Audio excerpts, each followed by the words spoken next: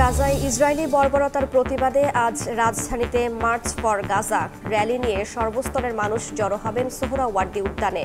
সভাস্থলে নিরাপত্তা জোরদার।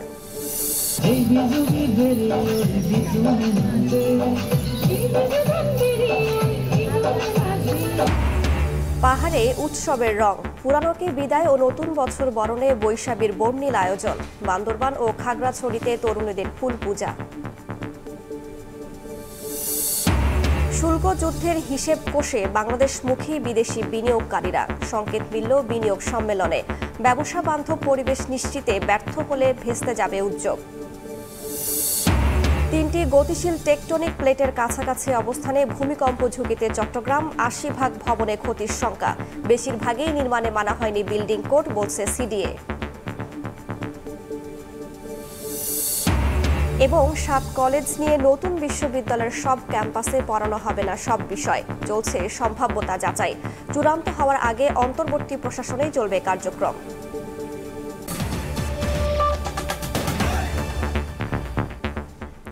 সকালের সময়ে সঙ্গে আছি আমি রাইসা জান্নাত। ফিলিস্তিনের গাজায় চলমান ইসরায়েলি গণহত্যার প্রতিবাদে আজ রাজধানীতে আয়োজন করা হয়েছে মার্চ ফর গাজা। নিরীহ ফিলিস্তিনিদের পাশে দাঁড়াতে বিশ্ববাসীকে সোচ্চার করাই এই কর্মসূচির লক্ষ্য বলে জানান আয়োজকরা। মহানগরীর বিভিন্ন পয়েন্ট থেকে প্রতিবাদী র্যালি নিয়ে সর্বস্তরের মানুষ জড়ো হবে সোহরাওয়ার্দী উদ্যানে। তৈরি করা হয়েছে বিশাল মঞ্চ। ভোর থেকে আসছেন সাধারণ মানুষ। র্যালি পরবর্তী সভায় সোহরাওয়ার্দী উদ্যানে একই মঞ্চে দেখা যাবে রাজনৈতিক দল, সামাজিক সংগঠন সহ বিভিন্ন অঙ্গনের শীর্ষ নেতাদের। সভাস্থল ঘিরে নেওয়া হয়েছে বিশেষ নিরাপত্তা ব্যবস্থা।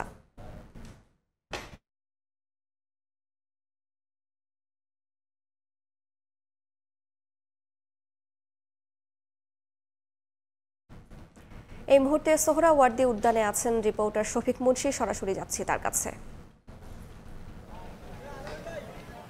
আজ ফিলিস্তিনের সাধারণ মানুষ যারা আসলে দীর্ঘদিন যাবৎ ইসরায়েলি আধিপত্যবাদের এবং গণহত্যার শিকার হয়েছেন, তাদের সাথে সংহতি প্রকাশ করে সারা রাজধানী থেকে বিভিন্ন পয়েন্ট থেকে আসলে র্যালি নিয়ে আজ দুপুরে এই যে সোহরাওয়ার্দী উদ্যান আছে সেই উদ্যানে কিন্তু বিশাল সমাবেশের আয়োজন করা হয়েছে এবং মার্চ ফর গাজার এই কর্মসূচি সফল করতে কিন্তু বিভিন্ন নির্দেশনা দিয়েছে আয়োজকরা। বিশেষ করে নগরীর মূল 5টি পয়েন্ট থেকে তাদেরকে আসতে উৎসাহিত করা হয়েছে যেন আসলে নগরীর যানজট কোনোভাবেই আসলে বৃদ্ধি না পায়। এবং আমরা যে বিষয়টি দেখতে পেরেছি যে এই কর্মসূচি ঘিরে যত ধরনের আসলে প্রস্তুতি নেয়ার ছিল সকল প্রস্তুতিই আসলে সম্পন্ন হয়েছে এবং এই সোহরাওয়ার্দী উদ্যানে কিন্তু সারা দেশ থেকেই বিভিন্ন প্রান্ত থেকে মানুষ তারা গতকাল রাত থেকেই আসলে আসা শুরু করেছে। অনেকে কিন্তু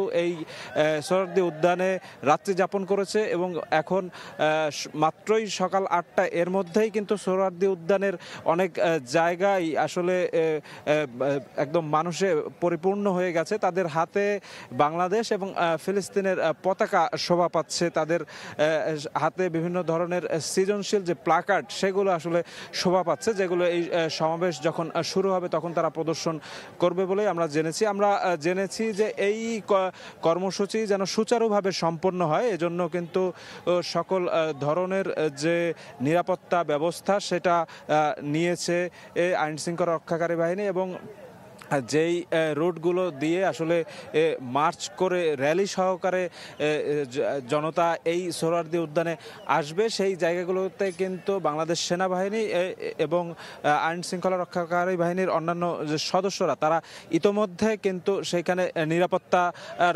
চাদরে ঢেকে ফেলেছে সেই সড়কগুলো এবং এই সোহরাওয়ার্দী উদ্যানের চারিদিক আসলে কয়েক স্তরের নিরাপত্তা ব্যবস্থা নেওয়া হয়েছে। একই সাথে হাজার হাজার স্বেচ্ছাসেবী যারা আছে সেই স্বেচ্ছাসেবী তারা এই কর্মসূচিটি সফল করার সকল ধরনের প্রস্তুতি সম্পন্ন করেছে বলে আমরা জেনেছি এবং যারা এখানে আসবে তাদেরকে শান্তি এবং শৃঙ্খলার সাথে এই কর্মসূচি সফল করার জন্য আয়োজকরা আহ্বান জানিয়েছে এবং আজকে সোহরাওয়ার্দী উদ্যানে একটা ইতিহাস সৃষ্টি হবে এমনটাই আসলে আয়োজকদের দাবি।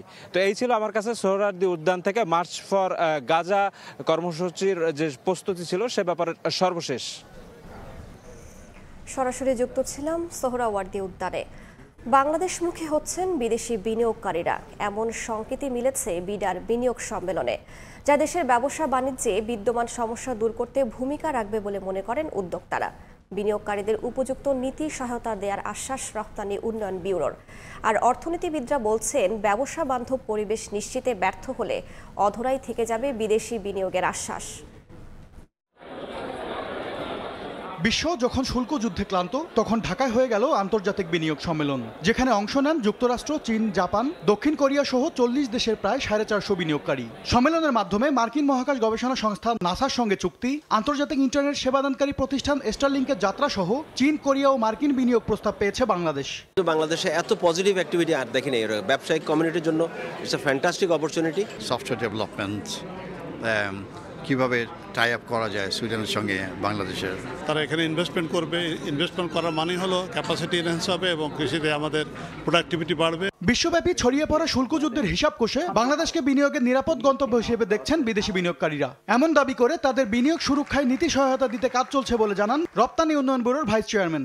বিশ্বব্যাপী যে ডাইনামিক্স, গ্লোবাল ট্রেডের ডাইনামিক্স এবং টেরিফ যে ধরনের রেগুলেশনস বা যেগুলো আসছে, তাতে তো আমাদের সম্ভাবনা আরও বেরোচ্ছে। মানে ইনভেস্টরদের একটা বড় রকমের আগ্রহ বাংলাদেশের দিকে তৈরি হচ্ছে। বেশ কিছু নতুন আপনারা দেখবেন পলিসি সাপোর্ট আসবে। অর্থনীতিবিদরা বলছেন, দীর্ঘদিনের আমলাতান্ত্রিক জটিলতা, ঘন ঘন কর কাঠামো পরিবর্তন সহ ব্যবসার প্রতিবন্ধকতা দূর করতে না পারলে বাস্তবে ধরা দেবে না বিনিয়োগের আশ্বাস। তারা সরকারি অফিসগুলোতে সহযোগিতা পান না, অনেক সময় চাপ তৈরি করা হয়।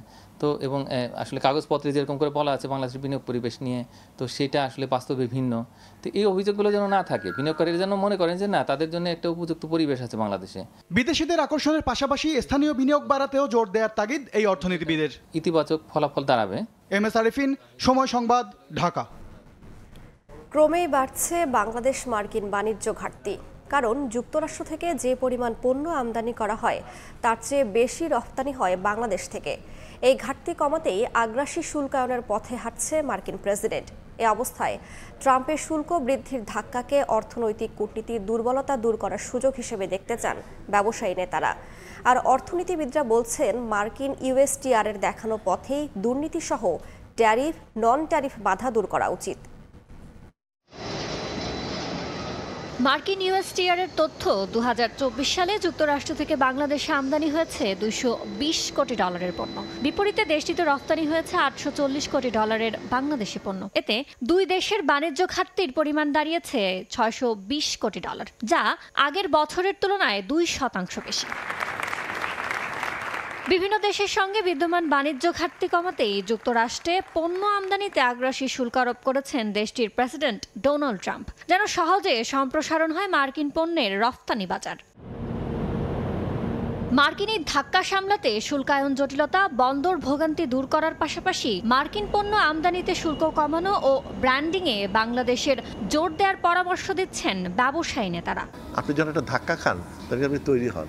আপনার রানা প্লাজার এক্সাম্পলটা আপনার মনে আছে। রানা প্লাজা যে ধাক্কাটা দিয়েছে, তার কারণে কিন্তু আজকে দেখেন গার্মেন্ট ইন্ডাস্ট্রিগুলো কিন্তু কমপ্লেক্স ইন্ডাস্ট্রিতে হয়ে গেছে। ট্রেড কাউন্সিলর যারা থাকে, তারা কিন্তু আসলে এমনভাবে কাজ করতে হবে যাতে আমাদের এক্সপোর্ট ওই দেশে বাড়ে।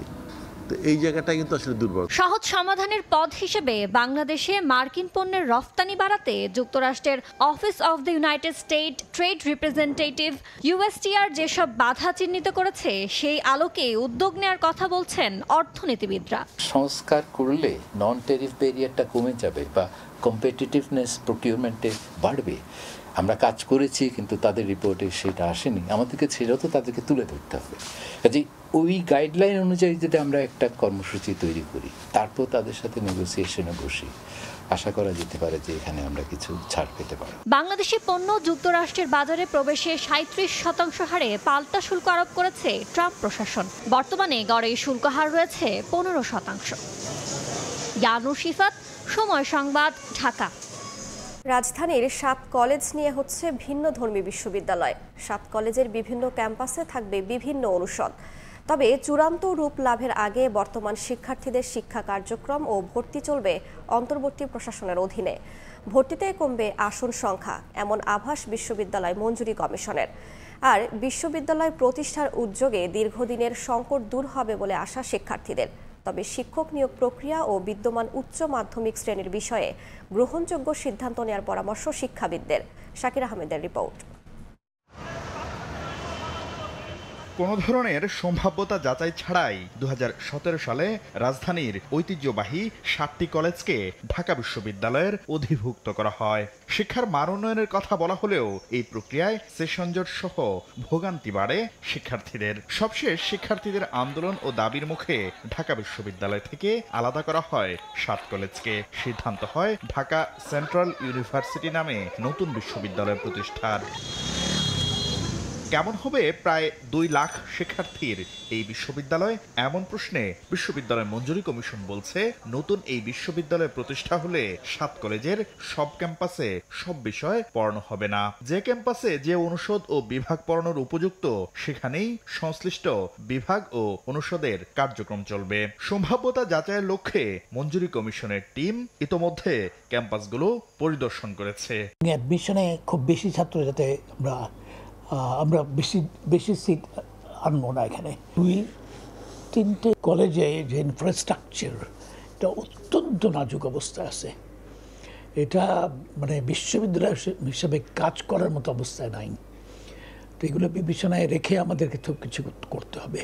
পূর্ণাঙ্গ বিশ্ববিদ্যালয় প্রতিষ্ঠার আগ পর্যন্ত ইউজিসির তত্ত্বাবধানে অন্তর্বর্তীকালীন কাঠামোর অধীনে চলবে 7 কলেজের কার্যক্রম।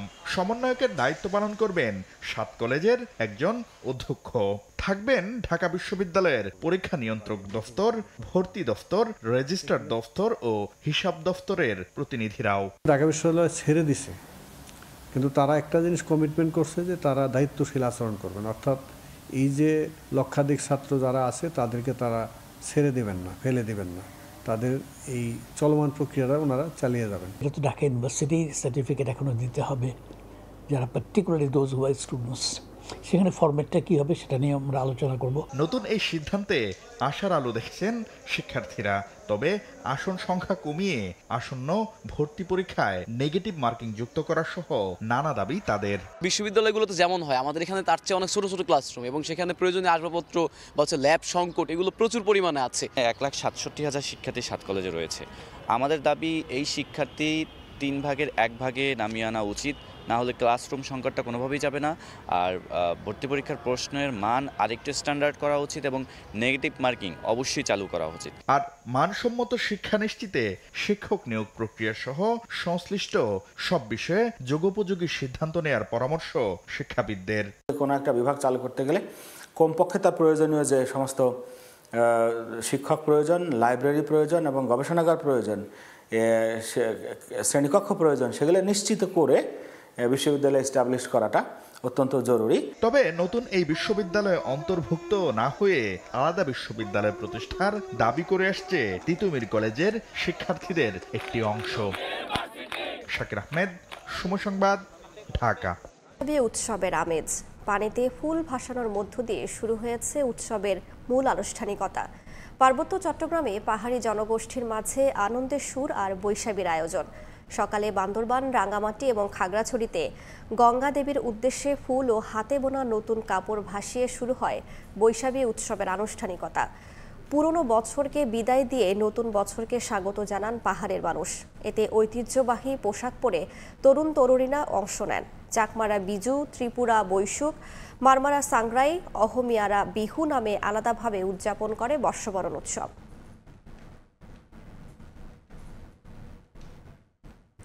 এদিকে বাঙালির সর্বজনীন উৎসব পহেলা বৈশাখ ঘিরে নতুন বছর বরণের অনুষঙ্গ সাজিয়ে তুলতে ব্যস্ত ঢাকা বিশ্ববিদ্যালয়ের চারুকলা অনুষদ। এবার শোভাযাত্রার নাম হবে বর্ষবরণ আনন্দ শোভাযাত্রা। আর বৈশাখ উদযাপনের প্রতিপাদ্য নববর্ষের ঐকতান, ফ্যাসিবাদের অবসান। শোভাযাত্রায় থাকবে ফ্যাসিবাদ বিরোধী ও ফিলিস্তিনিদের প্রতি সংহতি জানিয়ে বিভিন্ন মোটিভ।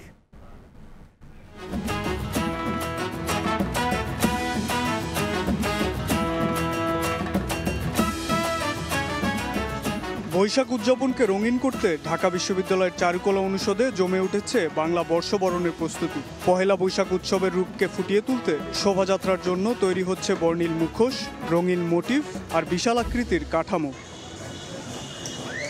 শিক্ষার্থীরাই বানাচ্ছেন রাজা রানীর বিশাল মুখোশ, পেঁচা, জাতীয় পশু বাঘ। এর মাধ্যমে ইতিহাস ও ঐতিহ্যের পাশাপাশি তুলে ধরা হবে গ্রাম বাংলার চিরায়ত সংস্কৃতি। উঠে আসবে সমৃদ্ধির পথে এগিয়ে চলা বাংলাদেশের প্রতিচ্ছবিও। কিছু পটচিত্র আছে বড় বড় কাপড়ে করা, বনবিবির, আকবরের আর বিভিন্ন রকমের রূপকথার। স্যারদের আবার আমাদের স্টুডেন্টদের যে হচ্ছে পেইন্টিংগুলো সেগুলো আমরা বিক্রি করছি। গণঅভ্যুত্থানের কিছু আমরা মোটিভ রাখছি, যেমন পানির বোতল। এবছর বৈশাখ উদযাপনের নানা বিষয় নিয়ে শুক্রবার সকালে ঢাকা বিশ্ববিদ্যালয়ে প্রেস ব্রিফিংয়ের আয়োজন করেন শোভাযাত্রা আয়োজন কমিটি। জানান, নববর্ষের ঐকতান, ফ্যাসিবাদের অবসান এই প্রতিবাদে উদযাপিত হবে বর্ষবরণের আনুষ্ঠানিকতা। আমরা নাম পরিবর্তন করছি না, আমরা আমাদের পুরনো নাম এবং ঐতিহ্য ফেরত যাচ্ছে, যেটা দিয়ে চারুকলার এই কার্যক্রম শুরু হয়েছে। একটি নিবর্তনমূলক স্বৈরাচারী ব্যবস্থার অবসান, রাজনৈতিক এবং সামাজিক একটি নিবর্তনমূলক ব্যবস্থার বিরুদ্ধে মানুষের যে স্বতঃস্ফূর্ত প্রতিবাদ, সেটিকে তুলে ধরা। শোভাযাত্রার জন্য পহেলা বৈশাখে সকাল 8টা থেকে দুপুর 12টা পর্যন্ত বন্ধ থাকবে মেট্রো রেলের শাহবাগ ও ঢাকা বিশ্ববিদ্যালয় স্টেশন। শাবাব ওয়াসি, সময় সংবাদ। তিনটি গতিশীল টেকটনিক প্লেটের কাছাকাছি অবস্থানের কারণে মারাত্মক ভূমিকম্প ঝুঁকিতে চট্টগ্রাম। বিশেষজ্ঞরা বলছেন 6 থেকে 7 মাত্রার ভূমিকম্পে বন্দর নগরীর 80% বহুতল ভবন ক্ষতিগ্রস্ত হওয়ার পাশাপাশি অন্তত 70,000 মানুষ হতাহত হওয়ার আশঙ্কা রয়েছে। শাখার টুপুর ছবিতে বিস্তারিত জানাচ্ছেন কমল দে। গত 2.5 বছরের মধ্যে চট্টগ্রাম সহ বাংলাদেশের বিভিন্ন স্থানে ছোট বড় 108টি ভূকম্পন অনুভূত হয়েছে, যেগুলির উৎপত্তিস্থল ছিল ভারত এবং মিয়ানমার সীমান্তে। এর মধ্যে 2023 সালে 32 দফা, 2024 সালে রেকর্ড 53 এবং চলতি বছরের 4 মাসে 23 দফায় ভূকম্পন অনুভূত হয়। গড়ে 3 থেকে 5 মাত্রায় এই ভূকম্পন অনুভূত হলো। 28 মার্চ অনুভূত ভূমিকম্পে রিক্টার স্কেলে মাত্রা ছিল 7-এর বেশি।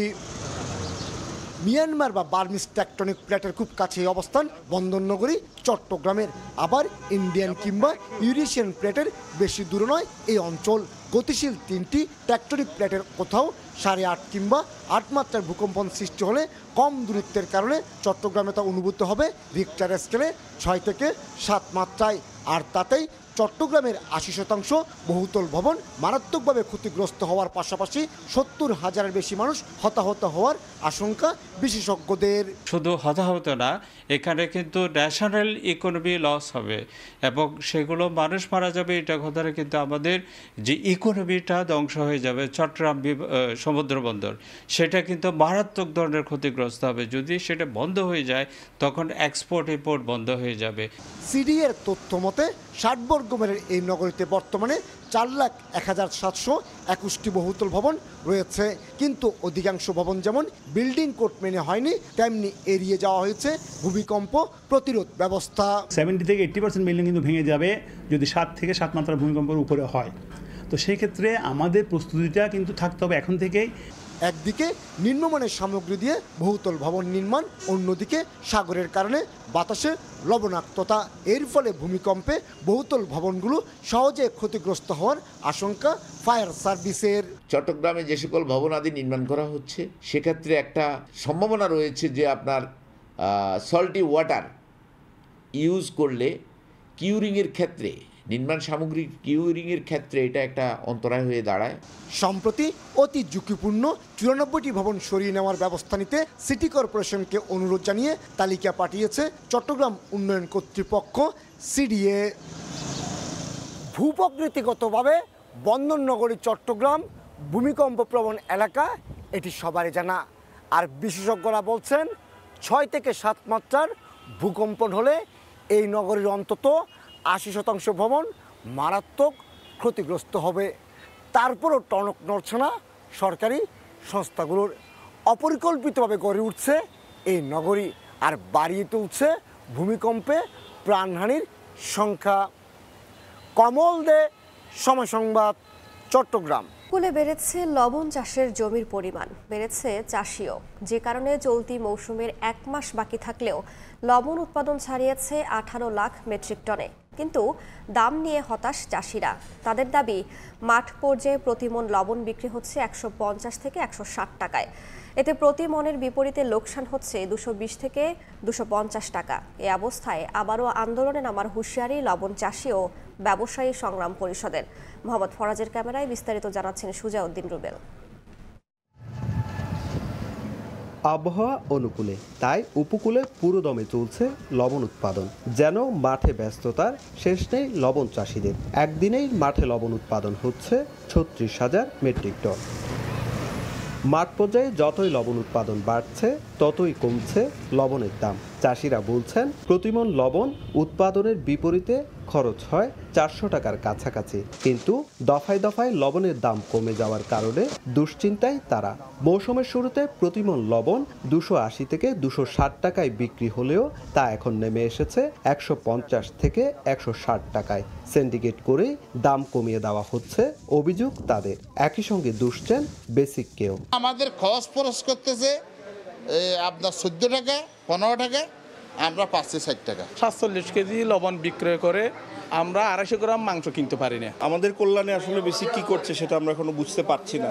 এরই মধ্যে আরেক দফা লবণের দাম কমায় জরুরি মতবিনিময় সভা করেন কক্সবাজার ও চট্টগ্রামের বাঁশখালী উপজেলার লবণ চাষী ও ব্যবসায়ী সংগ্রাম পরিষদের নেতারা। তাদের দাবি, সিন্ডিকেট করে লবণ শিল্পকে ধ্বংস করছে মাফিয়া চক্র। ন্যায্য মূল্য নিশ্চিতের জন্য আরেক দফা আন্দোলনে যাওয়ার ঘোষণা তাদের। লবণের বাজার নিম্নমুখী, তো এটার জন্য দায়ী মাফিয়া সিন্ডিকেট। লবণ মিল মালিকেরা 5 টাকায় 60 টাকায় কিনে 50 টাকায় বিক্রি করতেছে। আমরা অতীতেও দেখেছি, বেসিক ঘাটতি না থাকলেও ঘাটতি দেখায়। এইভাবে লবণ আমদানি করার জন্য তারা কৃষক কুচক্রী মহলের সাথে সংঘবদ্ধ হয়ে পাইকারা চালায় লবণ মৌসুমে। আর বেসিক বলছে, লবণের সরবরাহ বাড়ায় কমেছে দাম। তবে চাষিদের একসঙ্গে সব লবণ বিক্রি না করে ধাপে ধাপে বিক্রির পরামর্শ দেওয়া হচ্ছে। আমরা চাষিদেরকে প্রেসক্রাইব করতেছি যে সব লবণ একসাথে বিক্রয় না করে ধাপে ধাপে বিক্রয় করার জন্য, যাতে করে বাজারে সরবরাহের ঘাটতিও না পড়ে, আবার একেবারে অতিরিক্ত সরবরাহ না হয়। চলতি মৌসুমে 69,198 একর জমিতে লবণ চাষ করছেন 41,355 জন চাষি। আর দেশে লবণের চাহিদা ধরা হয়েছে 26,10,000 মেট্রিক টন। সুজাউদ্দিন রুবেল, সময় সংবাদ, কক্সবাজার। সকালের সময় আরও থাকছে। এবার মার্কিন পণ্যে 125% পর্যন্ত শুল্ক বাড়ালো চীন। ট্রাম্পের একতরফা শুল্ক নীতির বিরুদ্ধে ইউরোপীয় ইউনিয়নকে একজোট হওয়ার আহ্বান শি জিনপিংয়ের। ওয়ার্ল্ড ক্লাস টেকনোলজি দ্বারা তৈরি এক্সপার্ট ওয়াটার পাম্প, পানির সমস্যায় এক্সপার্ট সমাধান। পানির সংকট ও তীব্র খরায় খাগড়াছড়ির আম বাগানগুলোতে গুটি ঝরে পড়ছে। নিয়মিত সেচ ও ওষুধ ছিটিয়েও গুটি ঝরা রোধ হচ্ছে না বলে জানান বাগান মালিকরা। অনেক বাগানে এরই মধ্যে 60% আম নষ্ট হয়ে গেছে। গাছে আর্দ্রতা ধরে রাখতে মালচিং করার পরামর্শ বিশেষজ্ঞদের। জিতেন বড়ুয়ার পাঠানো তথ্য, ছবি নিয়ে রিপোর্ট। বেশিরভাগ গাছের মুকুল ঝরে গেছে। যেসব গাছে আম এসেছে তাও পড়ে যাচ্ছে। বাগান জুড়ে ছড়িয়ে আছে নষ্ট আম। খাগড়াছড়ির পাহাড়ি অঞ্চলে আম্রপলি, বাড়ি 4, ব্যানানা সহ বিভিন্ন জাতের আম বাগান করা হয়েছে। এবছর আশানুরূপ আমের মুকুল আশায় খুশি হয়েছিলেন বাগান মালিকরা। তবে পানি সংকট ও তীব্র খরার কারণে গুটি ঝরে পড়েছে। বাগানের মালিক ও শ্রমিকরা বলছেন, নিয়মিত সেচ ও ঔষধ ছিটিয়েও গুটি ঝরা রোধ হচ্ছে না। এভাবে চলতে থাকলে 40% আমও টিকিয়ে রাখা যাবে না। প্রচুর গরমের কারণে আমগুলো গাছ থেকে পড়ে যাচ্ছে। পানি, ওষুধ, নানা ধরনের দিয়ে চেষ্টা করতেছি, কিন্তু তারপরে আমটা জলে পড়তেছে, রোদে পড়ে যাচ্ছে। কেমন করে আমি রক্ষা করবো এটা আমরা চিন্তা করতেছি। গাছে আর্দ্রতা ধরে রাখতে মালচিং করার পরামর্শ বিশেষজ্ঞদের। আর কৃষি বিভাগ বলছে, নিয়মিত সেচের সঙ্গে ব্যবহার করতে হবে ইউরিয়া মিশ্রিত পানি। খড়কুটা দিয়ে যদি মালচিং করতে পারি, সাথে হচ্ছে আমাদের পরিমাণ মতো সার এবং পানি প্রয়োগ করতে পারি, তাহলে আমাদের এই ফল পড়ে যাওয়া থেকে আমরা অনেকটা রক্ষা করতে পারবো। অধিক সংখ্যায় যে ফলটা ঝরতেছে, এই ঝরাটা কিন্তু বন্ধ হবে যদি আমরা ব্যাগিং করতে পারি। কৃষি বিভাগের তথ্য মতে বর্তমানে খাগড়াছড়িতে 4150 হেক্টর আয়তনের আম বাগান রয়েছে। এবছর আমের উৎপাদন লক্ষ্যমাত্রা নির্ধারণ করা হয়েছে 49,800 মেট্রিক টন। সময় সংবাদ। খাগড়াছড়িগঞ্জের ঐতিহাসিক পাগলা মসজিদের দান বাক্স খোলা হচ্ছে। বিস্তারিত জানাতে সেখানে আছেন সহকর্মী নূর মোহাম্মদ। সরাসরি যাচ্ছি তার কাছে। সারি সারিভাবে সাজানো দানবাক্স থেকে টাকা বের করে আনা হচ্ছে। কিশোরগঞ্জের ঐতিহাসিক পাগলা মসজিদের এমন দৃশ্য চোখে পড়ে 3 থেকে 4 মাস পর পর। আর এইবার আজকে এই প্রায় 4 মাস পর এই দানবাক্সগুলো খোলা হয়েছে সকাল 7টায়। কিশোরগঞ্জের যে জেলা প্রশাসক আছেন ফৌজিয়া খান এবং পুলিশ সুপার সহ প্রশাসনের ঊর্ধ্বতন কর্মকর্তাদের উপস্থিতিতে সকাল 7টার দিকে এই দান বাক্সগুলো খোলা হয় আর খোলা শুরু হওয়ার আর এখনও এই যে দান বাক্স খোলার কাজ চলছে। আমরা যদি আপনাদেরকে একটু দেখানোর চেষ্টা করি যে দান বাক্সগুলো খোলার পর থেকে এই বাক্সগুলোর থেকে প্লাস্টিকের যে বস্তায় টাকা ভরা হচ্ছে এবং প্রতিটি দান বাক্স যে জেলা প্রশাসক যিনি আছেন ফৌজিয়া খান উনি উপস্থিত থেকে প্রতিটি দান বাক্স থেকে টাকাগুলা বের করে যে বস্তায় ভরছেন, প্লাস্টিকের বস্তায় ভরছেন। এখানে পুলিশ সুপার হাসান চৌধুরী সহ সেনাবাহিনী এবং অন্যান্য সংস্থার লোকজন উপস্থিত আছেন এবং নিশ্চিত নিরাপত্তা ব্যবস্থার মধ্যেই এই টাকা দানবাক্স থেকে যে টাকা সংগ্রহ কার্যক্রমটি চলছে। প্রায় 1.5 ঘন্টার সময় হতে চলেছে। আমরা এই মুহূর্তে যে অবস্থায় আছি যে 11টি দানবাক্স মসজিদের নিচতলার বিভিন্ন স্থানে যে 11টি দানবাক্স টাকা খুলে টাকাগুলা বের করে প্লাস্টিকের যে বস্তায় ভরা হচ্ছে এবং আর 2টি আমরা দেখতে পাচ্ছি যে 2টি সিন্দুক বাকি আছে যা থেকে টাকা বের করা হচ্ছে। আর এই টাকাগুলা বের করার পরে এখান থেকে মসজিদের 2য় তলায় তোলা হবে এবং সেখানে মেঝেতে ঢেলে গণার কাজ শুরু হবে। আপনাকে আমি যদি বলি গত 30 নভেম্বর সবশেষ এই মসজিদের দানবাক্সগুলো খোলা হয়েছিল আর তখন এইসব দানবাক্স থেকে যে টাকা পাওয়া গিয়েছিল সেটির পরিমাণ হচ্ছে প্রায় 8,21 লাখ টাকা। এবার 4 মাস 11 দিন পর এই দানবাক্সগুলো খোলা হয়েছে এবং যারা প্রশাসনের দায়িত্বে আছেন, মসজিদ পরিচালনার দায়িত্বে আছেন, তারা আশা করছেন যে গত বছরের আগের বারের তুলনায় এবার টাকার পরিমাণ আরও বেশি হতে পারে। আপনাকে আমি যদি বলি কিশোরগঞ্জের যে এই যে ঐতিহাসিক ধর্মীয় স্থাপনটি আছে পাগলা মসজিদ, এখানে মানত করলে ইবাদত করলে বেশি সওয়াব পাওয়া যায়। সবচেয়ে আলোচনার বিষয় হয়ে দাঁড়িয়েছে যে এখানকার দান বাক্সগুলোতে যে দানের যে পরিমাণ, টাকার পরিমাণ, এখানে দেশ বিদেশের হাজার হাজার মানুষ আসেন, ইবাদত বন্দেগী করেন এবং দান খয়রাত করেন। তারা বিশ্বাস করেন যে এই মসজিদে যে ভালো নিয়ত করে, যে কোনো নিয়ত করে টাকা দান করলে সে মনের বাসনা পূর্ণ হয়। আর সেই সরল বিশ্বাস থেকেই মানুষ এখানে টাকা দান করছেন। আর মসজিদ পরিচালনা কমিটি যেটি বলছেন যে এই যে টাকার পরিমাণ, যে বিপুল পরিমাণ টাকা আসে, এই টাকাগুলো আসলে মসজিদে যে নিজস্ব একটি ব্যাংক অ্যাকাউন্ট আছে, এই ব্যাংক অ্যাকাউন্টে টাকাগুলো জমা রাখা হয় এবং বিভিন্ন আর্থমানবতার সেবায় টাকাগুলো দেওয়ার পাশাপাশি যে ব্যাংকের যে টাকা আছে সেই টাকা থেকে এখানে প্রায় 100 কোটি টাকা ব্যয়ে একটি মসজিদ কমপ্লেক্স নির্মাণ করা হবে এমনটি বলছেন প্রশাসনের কর্মকর্তারা।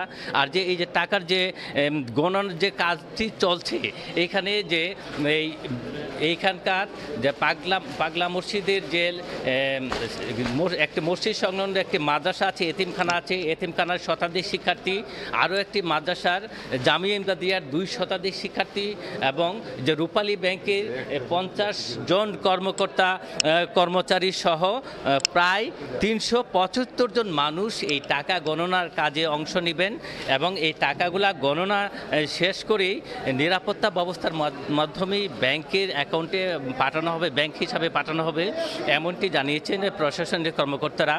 আর এই যে পাগলা মসজিদটি, এই মসজিদ সম্পর্কে যদি একটু বলি যে এখানে কিশোরগঞ্জ শহরের যে হারোয়া এলাকায় নরসুন্দা নদীর তীরে মনোরম পরিবেশে এই পাগলা মসজিদের অবস্থান। আর এই মসজিদে এখানে কথিত আছে যে কোনো এক সময় একজন পাগল দরবেশ এই মসজিদের যে এই স্থানটিতে এসে একজন যে সাধক যিনি আশ্রয় নিয়েছিলেন এবং পরবর্তীতে তার তার নাম অনুসারে এটি পাগলা মসজিদ নামে পরিচিতি লাভ করে একটি মসজিদ গড়ে ওঠে এবং যেটি বর্তমানে পাগলা মসজিদ হিসাবেই পরিচিতি পায়। তো কিশোরগঞ্জের যে পাগলা মসজিদের যে টাকা গণনার কাজ শুরু হয়েছে এবং টাকা সিন্দুক থেকে টাকাগুলা বের করার কাজ প্রায় শেষ দিকে এবং সারা দিনভর চলবে গণনার কাজ। গণনা শেষ করলেই জানা যাবে ঠিক কত টাকা আজকে এই দান বাক্সগুলো থেকে পাওয়া গেল। তো কিশোরগঞ্জের ঐতিহাসিক পাগলা মসজিদ থেকে আমার কাছে এই ছিল সব শেষ। সরাসরি যুক্ত ছিলাম কিশোরগঞ্জে। দীর্ঘদিন সংস্কারের অভাবে বেহাল দশা লক্ষ্মীপুর পৌরসভার বেশিরভাগ সড়কের। খানাখন্দে ভরা সড়কে প্রায়ই ঘটছে দুর্ঘটনা। এলাকাবাসীর অভিযোগ, পৌরসভার নিয়মিত কর পরিশোধ করেও মিলছে না নাগরিক সেবা। তবে শিগগিরই সড়কগুলো সংস্কারের আশ্বাস পৌর কর্তৃপক্ষের। মাজহারুল আনোয়ার টিপুর রিপোর্ট। পাকা সড়কে উঠে গেছে কার্পেটিং। শুষ্ক মৌসুম হওয়ায় রাস্তার ধুলায় ঢেকে যাচ্ছে চারপাশ। খানাখন্দে ভরা সড়কে হেলে দুলে চলছে যানবাহন। দীর্ঘদিন সংস্কারের অভাবে লক্ষ্মীপুর পৌরসভার বেশিরভাগ সড়কের বেহাল দশা। রাস্তায় সৃষ্টি হয়েছে ছোট বড় গর্ত, অনেক অংশ ভেঙে ও দেবে গেছে। এতে চলাচল অনুপযোগী হয়ে পড়েছে সড়কগুলো। এলাকাবাসীর অভিযোগ, পৌরসভার নিয়মিত কর পরিশোধ করা হলেও মিলছে না গুরুত্বপূর্ণ নাগরিক সেবা। ভাঙ্গা সড়কে প্রায়ই ঘটছে দুর্ঘটনা, বিকল হচ্ছে যানবাহন। আমরা তো ওই মসজিদে যাইতে পারি না, আটতে পারি না, কোনো লুগুটুগু হইলে নেন জানা। লক্ষ্মীপুর যাওয়ার মতো অটো নিয়ে অটো উল্টে যা, বহুই না বহু ঘটনা ঘটছে। প্যাসেঞ্জারে জারখানি খাইতেছে, আমরা নিজেরা ভোগান্তি হইতেছি। রাস্তার অবস্থা এত খারাপ যে আমাদের কলেজে যেতে অনেক সমস্যা হয়। এই 14 নং ওয়ার্ডটা অত্যন্ত বেহাল দশায় আছে, প্রশাসনের দৃষ্টি আকর্ষণ করব। তবে শিগগিরই সড়কগুলো সংস্কারের আশ্বাস পৌর কর্তৃপক্ষের। বর্তমান সরকার পৌরসভার উন্নয়নে একটি বেশ বড় প্রজেক্ট অনুমোদন দিয়েছে। এই প্রজেক্টের বরাদ্দ আসলে আমরা সবগুলি রাস্তায় পর্যায়ক্রমে করে নিতে পারবো। কর্তৃপক্ষের তথ্য মতে লক্ষ্মীপুর পৌরসভার মোট সড়কের দৈর্ঘ্য 210 কিলোমিটার। এর মধ্যে পাকা ও আধা পাকা সড়ক রয়েছে 153 কিলোমিটার। মাজহারুল আনোয়ার টিপু, সময় সংবাদ, লক্ষ্মীপুর। আজ ওমানে হতে চলা যুক্তরাষ্ট্র ইরান বৈঠককে ঘিরে বেড়েই চলেছে উত্তেজনার পারদ। আলোচনার একদিন আগেই মার্কিন প্রেসিডেন্ট ডোনাল্ড ট্রাম্প হুঁশিয়ারি দিয়েছেন, পরমাণু কর্মসূচি বিষয়কে আলোচনা ব্যর্থ হলে সবকিছু জ্বলে পুড়ে ছারখার হবে। এই অবস্থায় যুক্তরাষ্ট্রের সঙ্গে সরাসরি আলোচনার বিরুদ্ধে প্রতিবাদে নেমেছেন তেহরানের বাসিন্দারা। নানা জল্পনা কল্পনা ও পাল্টাপাল্টি হুঁশিয়ারির পর অবশেষে ওমানে শনিবার মুখোমুখি হচ্ছে যুক্তরাষ্ট্র ও ইরানের প্রতিনিধি দল। মার্কিন বিশেষ দূত স্টিভ উইটকফ নেতৃত্ব দেবেন যুক্তরাষ্ট্রের পক্ষে, আর ইরানের প্রতিনিধিত্ব করবেন পররাষ্ট্রমন্ত্রী আব্বাস আরাকচি। মধ্যস্থতায় থাকবেন ওমানের পররাষ্ট্রমন্ত্রী বদর আল বুসাইদি। পরমাণু কর্মসূচি নিয়ে হতে চলা এই আলোচনার দিকে সবার দৃষ্টি। উত্তেজনাও তাই বাড়ছে পাল্লা দিয়ে। এই বৈঠকের আগে হোয়াইট হাউসের প্রেস সেক্রেটারি ক্যারোলাইন লিভিট সাংবাদিকদের বলেন, প্রেসিডেন্ট ট্রাম্প চান ইরান যেন কখনো পারমাণবিক অস্ত্র অর্জন করতে না পারে। তিনি বলেন, কূটনৈতিক আলোচনাকে অগ্রাধিকার দিলেও আলোচনায় ব্যর্থ হলে বিকল্প ব্যবস্থা নেওয়া হবে। হয় ট্রাম্পের শর্ত মানা, নয়তো ভয়ঙ্কর পরিণতির জন্য প্রস্তুত হওয়া। ইরানের সামনে এখন এই দুটি পথ খোলা বলেও মন্তব্য করেন তিনি। মার্কিন প্রেসিডেন্ট ডোনাল্ড ট্রাম্পও সাংবাদিকদের বলেন, পরমাণু কর্মসূচি বিষয়ক এই আলোচনা ব্যর্থ হলে সবকিছু জ্বলে পুড়ে ছারখার হবে। এই উত্তপ্ত আবহে সাবেক ইরানি কূটনীতিক ও বিশ্লেষক মেহেরদাদ খনসারি বলেন, আলোচনায় ব্যর্থ হলে সামরিক সংঘাত এখন বাস্তব সম্ভাবনা। তার মতে ইসরায়েল এমন সংঘাতকে উস্কে দিতে চাইবে, আর যুক্তরাষ্ট্রও তাতে জড়াতে পারে। তবে ইরান একটি চুক্তি থেকে উপকৃত হবে বলেও মন্তব্য করেন তিনি। এদিকে তেহরানে শুক্রবার নামাজের পর হাজারো ইরানি বিক্ষোভে অংশ নিয়ে যুক্তরাষ্ট্রের বিরুদ্ধে স্লোগান দেয়। প্রার্থনারত ইমাম আয়াতুল্লাহ কাজেম সিদ্দিকী বলেন, যুক্তরাষ্ট্র সরাসরি আলোচনার যোগ্যতা রাখে না, তারা বারবার চুক্তি ভঙ্গ করেছে, আন্তর্জাতিক আইনের তোয়াক্কা করেনি বলেও অভিযোগ করেন তিনি। সাদিয়া তাসনিম, সময় সংবাদ। যুক্তরাষ্ট্র চীনের বাণিজ্য যুদ্ধ শুরুর পর এ নিয়ে প্রথমবারের মতো মুখ খুললেন শি জিনপিং। স্পেনের প্রধানমন্ত্রীর সঙ্গে বৈঠকে যুক্তরাষ্ট্রের বিরুদ্ধে ইউরোপীয় ইউনিয়নকে একজোট হওয়ার আহ্বান জানান চীনা প্রেসিডেন্ট। ডোনাল্ড ট্রাম্পের একতরফা শুল্ক নীতির সমালোচনা করে তিনি আরও বলেন, হুমকি মোকাবিলায় যৌথভাবে রুখে দাঁড়ানো প্রয়োজন। চীন যুক্তরাষ্ট্রের বাণিজ্য যুদ্ধের উত্তাপ টের পাচ্ছে বিশ্ব। বেইজিংয়ের উপর ওয়াশিংটনের শুল্কের পরিমাণ এখন দাঁড়িয়েছে 145%। চীনও থেমে নেই। পাল্টা ব্যবস্থা হিসেবে কয়েক ধাপে মার্কিন পণ্যের শুল্কে 125% বাড়িয়েছে বেইজিং। দুই দেশের এই পাল্টাপাল্টি খ্যাপাটে পদক্ষেপ সহসাই থামার লক্ষণ নেই। চলমান পরিস্থিতি নিয়ে প্রথমবারের মতো মুখ খুললেন চীনের প্রেসিডেন্ট। স্পেনের প্রধানমন্ত্রীর সঙ্গে বৈঠকে মার্কিন শুল্ক যুদ্ধের বিরুদ্ধে লড়াইয়ে ইউরোপীয় ইউনিয়নকে একজোট হওয়ার আহ্বান জানান শি জিনপিং। বলেন, চীন ও ইউরোপীয় ইউনিয়নের উচিত আন্তর্জাতিক দায়িত্ব পালন করে অর্থনৈতিক বিশ্বায়নের ধারা এবং আন্তর্জাতিক বাণিজ্যের পরিবেশ একসঙ্গে রক্ষা করা। পাশাপাশি মার্কিন প্রেসিডেন্টের একতরফা হুমকি যৌথভাবে রুখে দাঁড়ানোর তাগিদ দেন। শি জিনপিং আরও বলেন, বাণিজ্য যুদ্ধে কেউ জয়ী হয় না। বিশ্ব অর্থনীতির স্থিতিশীলতা নিশ্চিত করতে ইউরোপীয় ইউনিয়নের গুরুত্বপূর্ণ ভূমিকা পালন করার অবকাশ আছে, কারণ ইইউকে বিশ্বের গুরুত্বপূর্ণ মেরু হিসেবেই দেখে আসছে চীন। এ সময় ইউরোপের ঐক্য ও বিকাশে দৃঢ়ভাবে সমর্থন দেয়া প্রধান দেশগুলোর মধ্যে বেইজিং আছে বলে উল্লেখ করেন চীনের প্রেসিডেন্ট। বৈঠকে স্প্যানিশ প্রধানমন্ত্রী পেদ্রো সানচেজ বলেন, পরিস্থিতি নিয়ন্ত্রণে চীন ও যুক্তরাষ্ট্রের উচিত সরাসরি আলোচনায় বসা, পাশাপাশি চীন ও ইউরোপের মধ্যকার সম্পর্ক আরও ভারসাম্যপূর্ণ করার আহ্বান জানান। ইয়াসিন মোহাম্মদ জিসান, সময় সংবাদ। সকালের সময় খেলার খবর। বছর জুড়ে দুর্দান্ত পারফরমেন্সের কারণে 2024 সালের বিএসপি এর বর্ষসেরা ক্রীড়াবিদের পুরস্কার sports person of the year নির্বাচিত হয়েছেন মেহেদী হাসান মিরাজ। জিম্বাবুয়ের বিপক্ষে আসন্ন সিরিজে এ পুরস্কার অনুপ্রেরণা যোগাবে বলে জানান এই অলরাউন্ডার। সফরকারীদের সমীহ করলেও টাইগারদের এগিয়ে রাখছেন তিনি। সিলেটের উইকেটে ভালো করার চ্যালেঞ্জ দিচ্ছেন উদীয়মান ক্রিকেটারের পুরস্কার জয়ী পেসার নাহিদ রানা। এদিন পপুলার চয়েস অ্যাওয়ার্ড পেয়েছেন সাফ জয়ী ফুটবলার ঋতুপর্ণা চাকমা। এবার 15টি ক্যাটাগরিতে 13 ব্যক্তি, দল ও সংস্থাকে দেয়া হয় এই পুরস্কার। এক ছাদের নিচে যেন তারার মেলা। ক্রীড়া লেখক ও সাংবাদিকদের প্রাচীন সংগঠন বাংলাদেশ ক্রীড়া লেখক সমিতি বর্ষসেরা খেলোয়াড়দের স্বীকৃতি দেওয়ার আয়োজন আলো করে হাজির এক ঝাঁক তারা। দেশের ক্রিকেটে 2024 সালটা স্মরণীয় হয়ে থাকবে মেহেদী হাসান মিরাজের। 3 সংস্করণ মিলিয়ে 1000-এর বেশি রান, বল হাতেও ছিলেন অপ্রতিরোধ্য। বছর জুড়ে দারুণ পারফরমেন্সের জন্য সাফজয়ী ফুটবলার ঋতুপর্ণা ও 2024 প্যারিস অলিম্পিকে সরাসরি খেলার যোগ্যতা অর্জন করা আর্চার সাগর ইসলামকে পেছনে ফেলেছেন এই অলরাউন্ডার। জয় করেছেন sports person of the year পুরস্কার। 20 এপ্রিল থেকে শুরু হওয়া জিম্বাবুয়ের বিপক্ষে টেস্ট সিরিজের আগে এই পুরস্কার বড় অনুপ্রেরণা মিরাজের কাছে। জানালেন, সফরকারীদের সমীহ করলেও ভালো করবে বাংলাদেশ।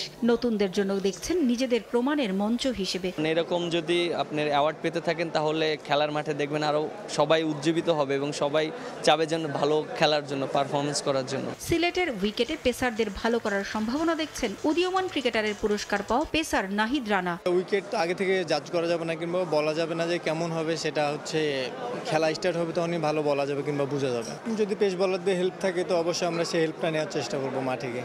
বর্ষসেরা ক্রীড়াবিদের পুরস্কার না পেলেও পপুলার চয়েস অ্যাওয়ার্ড জিতেছেন সাফজয়ী ফুটবলার ঋতুপর্ণা। বর্ষসেরা আর্চার সাগর ইসলাম ও বর্ষসেরা অ্যাথলেট জহির রায়হানের কাছে এই পুরস্কার স্বপ্ন জয়ের মতো। আসন্ন এসএ গেমসের প্রস্তুতির জন্য এটা বড় অনুপ্রেরণা হিসেবে কাজ করবে বলে জানান তারা। এবারও আমরা বেস্ট পারফরমেন্স করার চেষ্টা করব।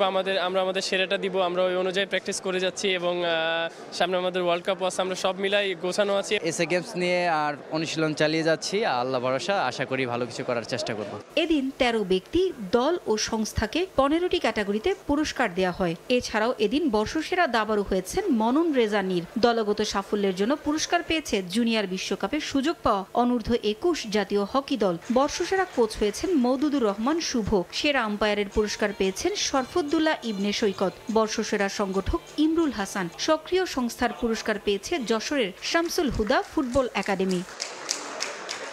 পারভিন আক্তার, সময় সংবাদ, ঢাকা।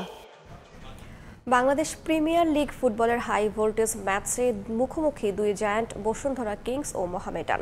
এই ম্যাচে জয় তুলে নিয়ে শিরোপার দৌড়ে আরও এক ধাপ এগিয়ে যেতে চায় সাদা কালোরা। অন্যদিকে লিগ রেসে টিকে থাকতে জয় ভিন্ন কোনো পথ নেই কিংসের সামনে। গুরুত্বপূর্ণ এই ম্যাচ ঘিরে বাড়তি উত্তেজনা থাকায় ম্যাচ ভেন্যুতে নিরাপত্তা জোরদার করেছে বাফুফে। বসুন্ধরা কিংস অ্যারেনায় ম্যাচ শুরু বাংলাদেশ সময় বিকেল 5:30টায়।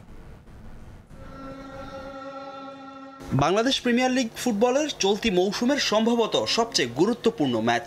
শিরোপার দৌড়ে আরও এক ধাপ এগিয়ে যেতে মোহামেডানের সামনে সুবর্ণ সুযোগ। অন্যদিকে বসুন্ধরা কিংসের লক্ষ্য শিরোপার রেসে টিকে থাকা। গুরুত্বপূর্ণ এই ম্যাচ ঘিরে ফুটবলাররা যে কতটা সিরিয়াস কিংস অ্যারেনায় দু দলের অনুশীলনে তা স্পষ্ট। মাঠের লড়াই ছাপিয়ে দু ক্লাবের ফ্যানদের মধ্যে জমে উঠেছে কথার লড়াই।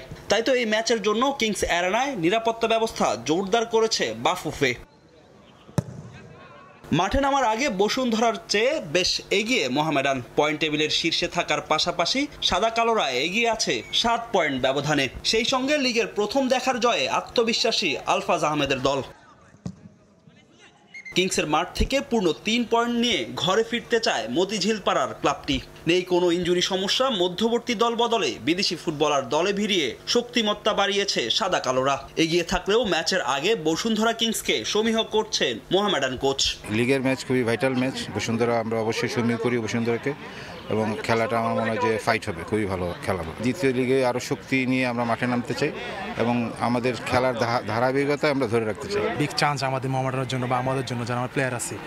বিগত দেখা যায় 22 বছর আমরা শিরোপা পাই নাই। আমরা এটা টার্গেট নিচ্ছি, ইনশাআল্লাহ আমরা কালকে ম্যাচটা বিগ ম্যাচ, যেহেতু আমরা উইন হবো ইনশাআল্লাহ। অন্যদিকে চলতি মৌসুমে সময়টা ভালো কাটছে না ডিফেন্ডিং চ্যাম্পিয়ন বসুন্ধরা কিংসের। বিদেশি ফুটবলার দলে ভিড়িয়েও ভাগ্য পরিবর্তন হয়নি তাদের। ফেডারেশন কাপে আবাহনীর বিপক্ষে হেরে ব্যাকফুটে দেশের ফুটবলের জায়ান্টরা। ইনজুরি জর্জরিত স্কোয়াড নিয়ে চিন্তিত কোচ ভ্যালোরিতিতা। তবে মোহামেডানের বিপক্ষে ডু অর ডাই ম্যাচ দিয়ে কামব্যাক করতে চায় রাকিব, তপু, মোরসালিনরা। ঘরের মাঠে সমর্থকদের জয় উপহার দিতে চায় বিপিএল এর ডিফেন্ডিং চ্যাম্পিয়নরা। আমাদের মাঠে খেলা, তো আমি আশা করছি আমরা যেভাবে প্রিপেয়ার্ড হয়েছি এবং এটা আমার কাছে মনে হয় খুবই পজিটিভ এবং আমরা জয়ের জন্য নামবো, কারণ জয় ছাড়া আমার কাছে মনে হয় না আর কোনো বিকল্প আছে। আমাদের জন্য এই ম্যাচটা ডু অর ডাই ম্যাচ। আমাদের এই ম্যাচ যদি আমরা ড্র করি আমাদের লিগের বাইরে চলে যাব। সো আমরা আমাদের টিম, আমাদের প্লেয়াররা জয়ের জন্য, খেলার জন্য 100% চেষ্টা করব। পরিসংখ্যানও কথা বলছে মোহামেডানের পক্ষে। প্রিমিয়ার লিগে দু দলের শেষ 3 দেখার 2টিতে জিতেছে সাদা কালোরা, আর 1 জয় আছে বসুন্ধরা কিংসের। শিরোপার রেসে টিকে থাকতে মোহামেডানের বিপক্ষে জয়ের বিকল্প নেই বসুন্ধরা কিংসের। তবে কাজটা সহজ হবে না বাংলাদেশের লিগ চ্যাম্পিয়নদের জন্য, কারণ অ্যাওয়ে ম্যাচে যে হারের তিক্ত অভিজ্ঞতা সঙ্গী হয়েছে তপুজিকোদের। তবে তা ভুলে নিজেদের মাঠে ঘুরে দাঁড়াতে চায় বাংলাদেশের লিগ চ্যাম্পিয়নরা। বসুন্ধরা কিংস অ্যারেনা থেকে ফাহিম ইসলাম, সময় সংবাদ, ঢাকা। সকালের সময়ের শীর্ষ সংবাদগুলো জানিয়ে দিচ্ছি আরও একবার। গাজায় ইসরায়েলি বর্বরতার প্রতিবাদে আজ রাজধানীতে মার্চ ফর গাজা র্যালি নিয়ে সর্বস্তরের মানুষ জড়ো হবেন সোহরাওয়ার্দী উদ্যানে। সভাস্থলে নিরাপত্তা জোরদার।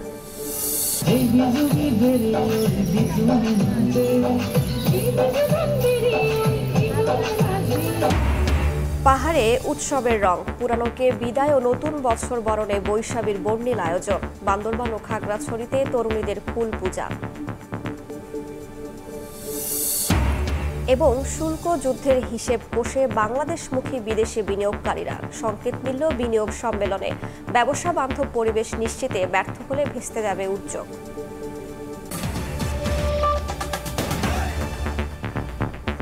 এই ছিল সকালের সময়ে, সঙ্গেই থাকুন সময়।